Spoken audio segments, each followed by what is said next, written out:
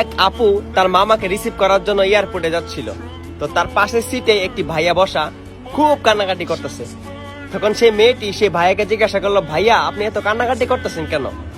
তখন সেই ছেলেটা কোনো কথা বলতেছে না। তো এক পর্যায়ে মেয়েটি আবার জিজ্ঞাসা করলো, ভাইয়া আপনি এত কান্নাকাটি কেন করতেছেন?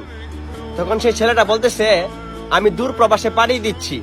তো মেয়েটি বলতেছে, ঠিক আছে আপনি প্রবাসে যাচ্ছেন, তো কান্না করার কি আছে? তখন ছেলেটি বলতেছে, আমি দেশের বাইরে যাব, দেশের বাইরে যাওয়ার 40 মিনিট আগে আমার মা মারা গেছে, কিন্তু আমি যে এখন আমার মাকে রেখে আসছি, আমার খুব কষ্ট লাগতেছে। তবে মেয়েটি বলতেছে, কেন আপনি আপনার মাকে কেন রেখে আসছেন?